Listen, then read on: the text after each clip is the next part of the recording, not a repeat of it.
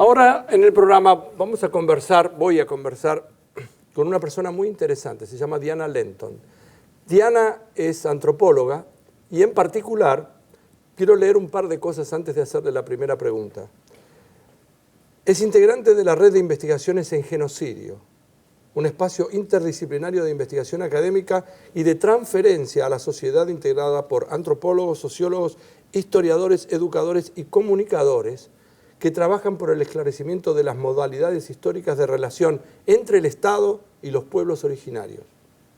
Aportó pruebas del genocidio de los pueblos originarios como la existencia de campos de concentración, asesinatos masivos, fusilamientos y niños robados. Y es coautora de Historia de la Crueldad Argentina, Julio Roca y el genocidio de los pueblos originarios. Esto es impactante solamente de leer el título. Ahora, la quiero bien, es decir, no sé si estoy tan bien ahora, después de leer esto.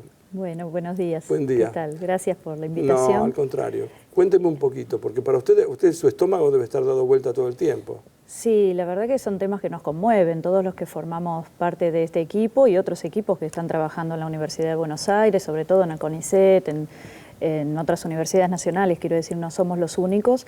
Sí, son temas que nos conmueven, nos duelen y por eso trabajamos en ellos, ¿no? Justamente. ¿Y qué es lo que...? Porque, digamos, ¿qué se ha hecho en función de esto?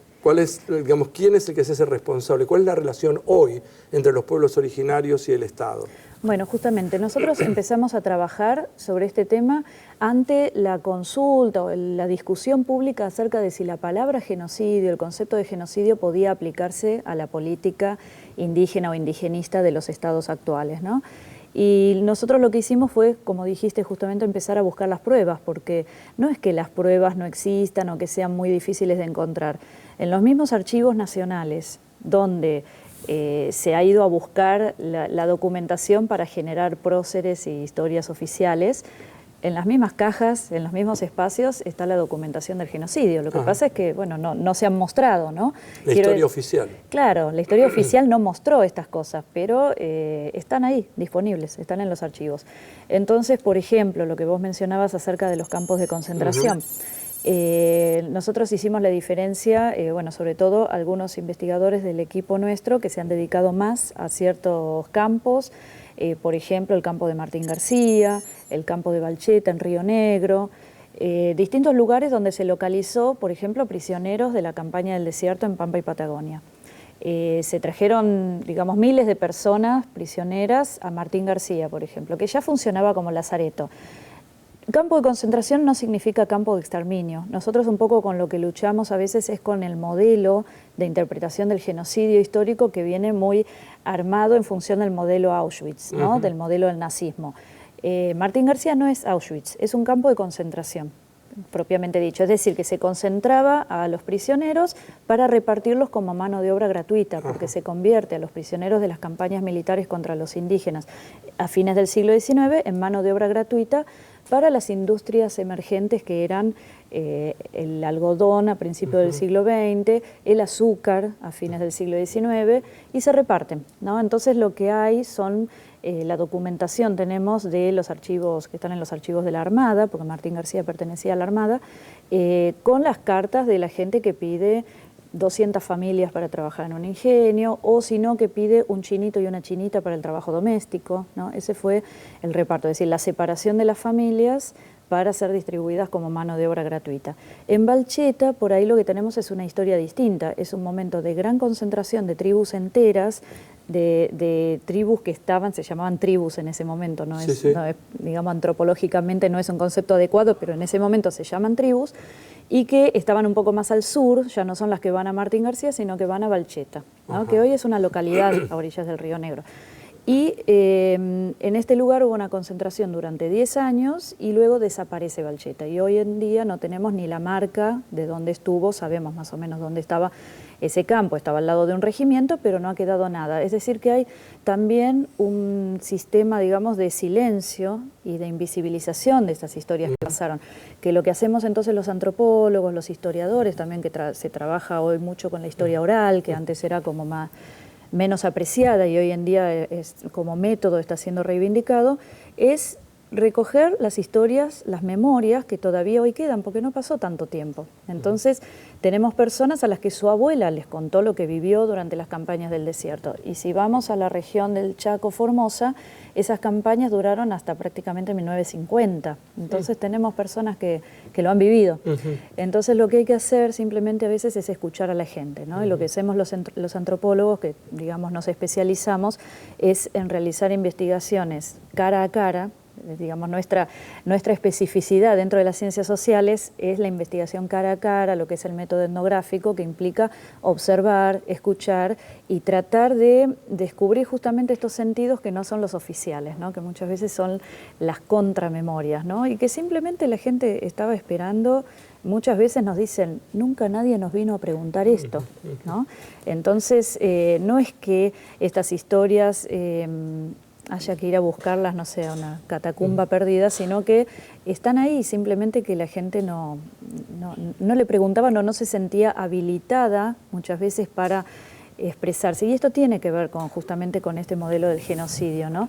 De hecho, estos ítems que vos fuiste nombrando, ¿no? El de, por ejemplo, el robo de bebés, que a uno lo remite a la última dictadura. Por supuesto, por eso quería hacer la relación, claro. Que no parece, esto que último que nos pasó, digamos, está muy ligado con la historia argentina, solo que no está necesariamente imbricado visiblemente, por lo menos. Claro, claro, es una historia que fue mucho menos contada, pero que sí está contemplado en la definición que dan las Naciones Unidas en 1948, en la Comisión para la Prevención y Sanción del Delito de Genocidio, que se crea para juzgar los crímenes de los nazis, pero que se crea también sobre el modelo del genocidio armenio, no solamente de los nazis. Ese es el modelo que toma la Convención de Naciones Unidas en 1948, que ya en el momento en que se genera este concepto de genocidio, que es un antropólogo el que, digamos, inventa la palabra genocidio sobre la base del griego, pero es una palabra moderna, pero ya se utiliza para juzgar crímenes que ya habían sido cometidos, es decir, que ya nace retroactivo este concepto, ¿no? Eso es importante decir. ¿Qué percepción tenemos equivocada? ¿Qué percepción tengo equivocada yo con respecto a lo que yo creo? Cuando yo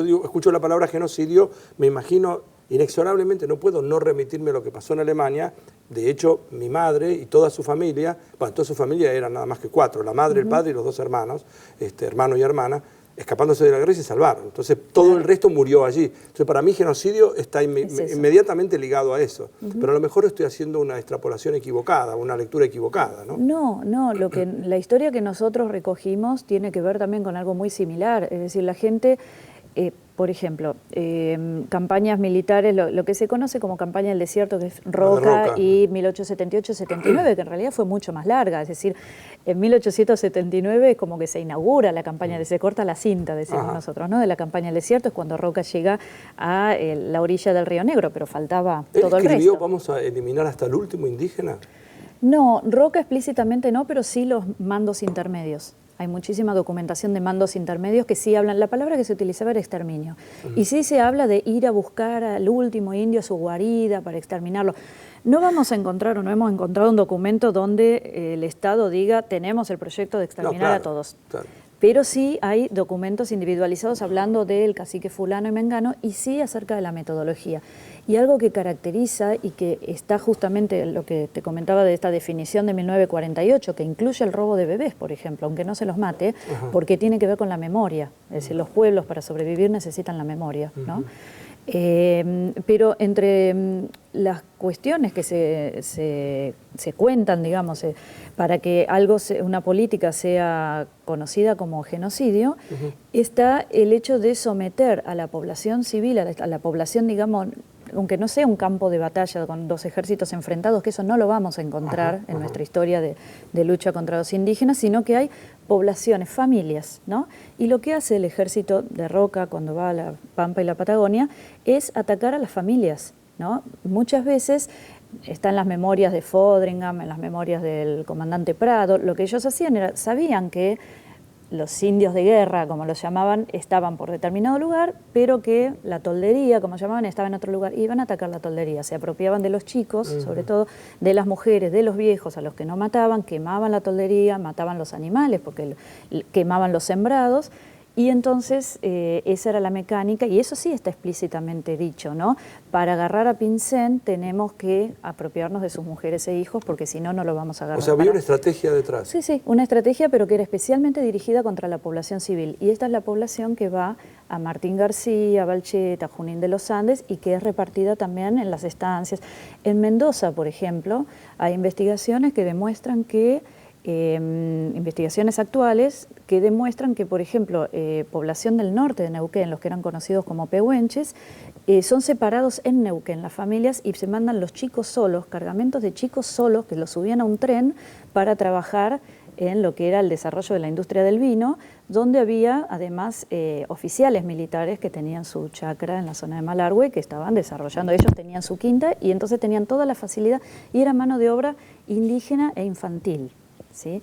Entonces, esto es lo que no, pero no es que no se ha dicho, no se dijo con todas las palabras y no se subió, digamos, a la historia oficial con la misma fuerza que los conceptos de defensa de la frontera, de desarrollo, etcétera, porque los documentos están en los mismos partes militares, están en los documentos de la Iglesia, que la Iglesia, por un lado, es, digamos, se la ha puesto como aliada del ejército en muchos casos, pero también había algunos puntos de conflicto porque, por ejemplo, la Iglesia nunca estaba de acuerdo con la separación de las familias, ¿no? Porque consideraba la separación de las familias como una fuente de malestar social, de promiscuidad, etcétera. Entonces, generalmente no aceptaban, ahí venía el conflicto, digamos, entre el comandante del fuerte y el cura misionero, porque separaban las familias o porque le llevaban a la gente para cuando la tenían a punto de ser bautizada, se la llevaban para trabajar en la cosecha de algo, ¿no? Entonces, esos documentos están en las cartas de los curas, salían en la prensa. Por ejemplo, hay un documento que es importante, que es de 1878, noviembre de 1878, que es una serie de editoriales en el diario La Nación, que era de Bartolomé Mitre, que no era un nene de pecho, y que acusa al ministro de Guerra en ese momento, Julio Argentino Roca, de estar cometiendo un crimen de lesa humanidad, y esta es la palabra que utilizan, crimen de lesa humanidad contra los ranqueles en ese momento, porque después de haber firmado un tratado con un cacique, el Estado Nacional viola ese tratado, ataca a ese cacique con el que había firmado la paz y fusila a los prisioneros, o sea, los separa, a los varones los fusilan, siendo que estaban desarmados, a 60, cuantifica 60 ranqueles, dicen, son fusilados, y las mujeres y los chicos van a Tucumán, son el primer cargamento de pampas, dicen ellos, que van a Tucumán.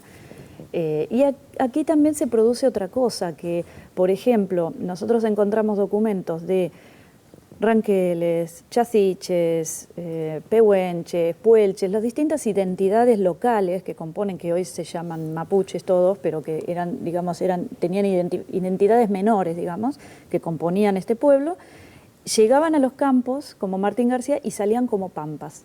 Llegaban, el documento que los manda como pampas, y allí ya se empieza, digamos, a destruir también el recuerdo, ¿no? Porque, por ejemplo, encontramos las actas de bautismo que están en las parroquias de la ciudad de San Miguel de Tucumán, donde están las actas de bautismo de los chicos que entraban a trabajar en las casas de familia, como criaditos, que los separaban ahí en Tucumán o a veces en Buenos Aires los separaban de sus padres. A ninguno se lo anota con su nombre. Todos reciben un nombre cristiano y el apellido de la familia que los va a tener. Adopta. Claro, entonces, no sé, José Padilla. Y todas tienen la misma fórmula. Se bautiza a un niño pampa o a un párvulo pampa, ¿no? No se informa quiénes son sus padres, aunque se sepa, no se informa a qué pueblo específicamente pertenecen. Todos son pampas porque vienen de la pampa, pero no tienen digamos, ya ahí se les corta parte de la memoria. ¿Y hay alguno de ellos que haya logrado empezar a ir hacia atrás buscando sus propias identidades más allá de ustedes? Sí, hay pocos casos. Nosotros registramos un par de casos en las comunidades de gente que recuerda y que dice, mi abuela se escapó del trabajo en la caña de azúcar, por ejemplo, y volvió, que es impresionante pensar que gente haya podido volver. Y claro, ¿qué pasaba? Esta gente volvía a un lugar de donde había salido cuando era chica, volvía y esa comunidad ya no existe. Más, claro. Ese pueblo ya no existe. Entonces se juntaban con alguna otra comunidad que se había establecido en algún lugar, ¿no? Y eran, digamos, adoptados por estas comunidades, pero ya sin recuerdo de cuál es su linaje. Y esto es, digamos, importante porque en estas sociedades, digamos, la organización política, social, económica, tiene mucho que ver con el parentesco. Cuando se pierde no solamente el recuerdo del parentesco, sino además esa estructura de linajes, se pierde la posibilidad de organizar algunas cosas, ¿no? No es solamente no saber cuál es el apellido de uno, no saber cómo se llamaba el papá y la mamá, sino que tiene que ver también con una cuestión estructural social, ¿no? Sin embargo, bueno, estos pueblos han demostrado ser muy flexibles en esto y también adoptaron personas de las cuales no se sabía su linaje, se las incorpora en linajes que también fueron rearmados después de las campañas, ¿no?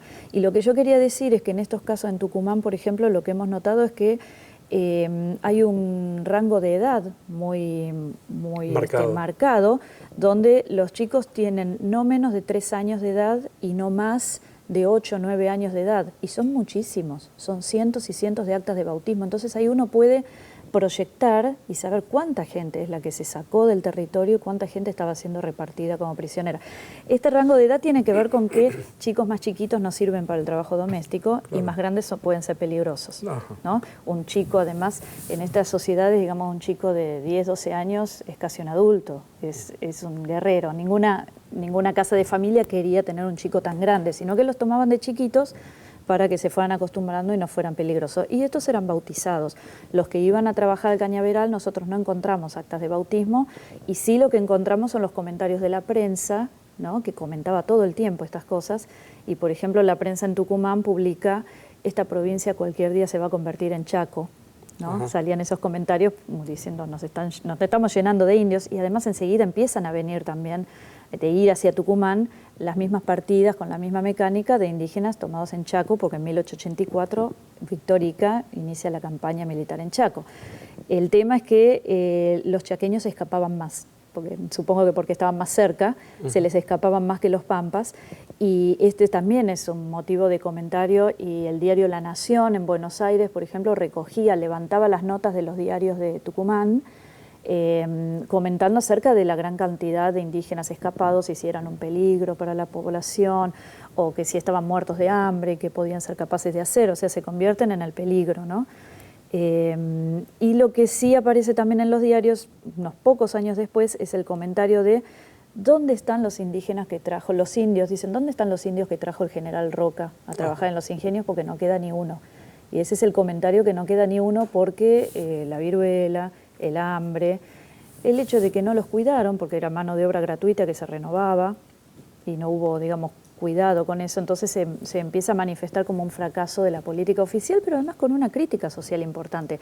A mí me interesa marcar esto porque, digo, no es cierto lo que a veces nos dicen, que estamos, digamos, proyectando hacia atrás conceptos de hoy, y que en realidad en ese momento no había otra manera de pensar las cosas, sino que la crítica era muy fuerte. Mitre acusaba a Roca de estar cometiendo un crimen de lesa humanidad. Hay una oposición política. Lo que debía ser para que el diario de los Mitre dijera eso. Por eso digo, no era un nene de pecho, y sin embargo, ¿no? Está bien, tenían su oposición política entre ellos también, pero estaba utilizando conceptos que estaban en la opinión pública, es decir, no bajaban de Marte. Bueno, conceptos, crimen de ¿no? lesa humanidad ya dice un montón de cosas, ¿no? Para Claro. poder usarlo, Totalmente. lo usan en un determinado contexto. Totalmente. No sé lo que les está pasando a ustedes mientras la escuchan hablar a Diana. No puedo seguir simplemente por una cuestión de tiempo. Pero créame, a lo mejor les está pasando lo mismo a quienes están mirando el programa. Por un lado me fascina lo que cuenta, digamos, yo vengo de una ciencia totalmente diferente. Me fascina sobre todo porque esto debería ser de público conocimiento. No está bien, pues yo me entero porque leí un poco antes de preparando la nota que iba a hacer con usted, pero no está bien que no sepamos y que esto no sea de público conocimiento, ¿me entiende? Porque acá hay muchas cosas que están pasando en gerundio. Mientras usted y yo estamos hablando, hay gente que en este momento se le están violando sus derechos, o porque no hablan, o porque no tienen abogado, o porque están siendo segregados, y no solamente con la gente de los pueblos originarios, sino en general. Este es un caso particular al que usted habla. O sea, en algún lugar también tenemos una deuda muy fuerte. Todavía hoy, porque como decía usted, todavía el genocidio no tiene fecha de finalización o de vencimiento. Gracias por haber venido, Diana. Bueno, gracias. La antropóloga Diana Lenton, aquí en Científicos Industria Argentina. Seguimos.